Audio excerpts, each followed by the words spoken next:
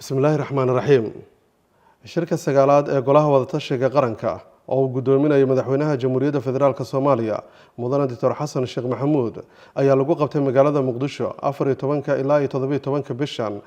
shirka waxaa kasoo qayb galay ra-iisul wasaaraha xukuumadda jamhuuriyadda federaalk soomaaliya mudane xamse cabdi bare ra-iisul wasaare ku-xigeenka xukuumadda mudane saalax axmed jaamac madaxweynaha jubbaland mudane axmed maxamed islaam axmed madoobe madaxweynaha koonfur galbeed mudane cabdilcasiis xasan maxamed laftagareen madaxweynaha galmudug mudane axmed cabdi kaariye qoorqoor madaxweynaha hirshabeelle mudane cali cabdulaahi xuseen cali guudlaawe iyo gudoomiyaha gobolka banaadir ahna duqa magaalada muqdisho mudane yuusuf xuseen jimcaale madaale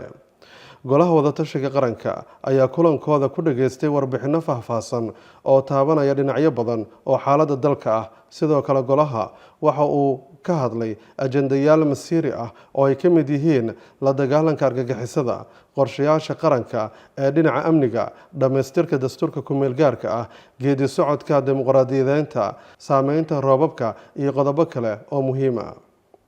warbixino golaha wadatashiga qaranka waxa uu warbixin ballaarani ka dhageystay hogaamiyaha ku-meelgaarka SSC Khaatumo mudane cabdulqaadir axmed ow cali hogaamiyaha oo golaha uga warbixiyey xaaladaha amni bulsho ee SSC Khaatumo golaha wadatashiga qaranka waxa uu xafiiska amniga qaranka ka dhageystay warbixin qoto dheer oo ku saabsan guushii laga gaaray cunaqabatayntii muddada 32 sano saarneyd dalka sidoo kale xafiiska amniga qaranka waxa uu golaha uga waramay mas-uuliyadda maareynta hubka khataraha qaranka wajahayo iyo qorshaha dowladda ay dejisay kadib bixitaanka ciidanka ADMIS golaha wadatashiga qaranka waxa uu taliska ciidanka xoogga dalka Soomaaliyeed ka dhageystay warbixin faahfaahsan oo ku saabsan qorshaha dalka looga sifeynayo khawaarijta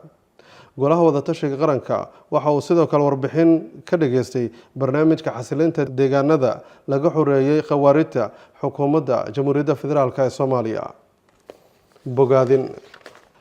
golaha wadatashiga qaranka waxa uu bogaadinayaa guulaha ciidamada qalabka sida oo kaashanaya shacabka Soomaaliyeed ay ka gaareen ciribtirka kooxaha argagixisada ee khawaarijta golaha wadatashiga qaranka waxa uu xukuumadda federaalk Soomaaliya ku bogaadiyey guulaha ay ka gaareen arrimaha deen cafinta dhaqaalaha ka mid noqoshada urur goboleedka bariga Afrika iyo siyaasadda arrimaha dibadda golaha wadatashiga qaranka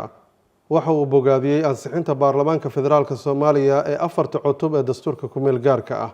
golaha wadatashiga qaranka waxa uu sidoo kale dowladda ku bogaadiyey dadaalka ay ugu jirto ka mid noqoshada golaha ammaanka ee jamciyadda quruumaha ka dhaxaysa go'aamada shirka ka soo baxay golaha wadatashiga qaranka waxa uu si qoto dheer u falanqeeyey xaaladda amniga siyaasadda iyo xaaladda bani-aadanimo ee uu dalku marayo sidoo kale golaha wadatashiga qaranka isagoo tix raacaya heshiisyadii iyo warmurtiyeedyadii shirarkoodii hore waxa uu ku heshiiyey qodobada soo socda 1 sugidda amniga iyo la dagaalanka argagixisada golaha wadatashiga qaranka waxa uu mar kale isku raacay in amniga uu dibdhaxaad u yahay qorshayaasha dowlad dhiska iyo horumarinta dalka golahu waxa uu ku heshiiyey in si wadajir ah loogaga wada qayb qaato la dagaalanka khawaarijta isla markaana la laba jibaaro gulufka lagu soo afjarayo nabaddiidka golahu waxa uu taageeray dadaalada ay xukuumadda federaalka Soomaaliya ku dardargelinayso qorshaha kala guurka ee ciidanka qalabka sida iyo tallaabooyinka ay ku kala wareegayaan mas'uuliyadda amniga dalka kadib bixitaanka ciidanka ADMIS 2 dhamaystirka dib u eegista dastuurka iyo xoojinta dimuqraadiyadeynta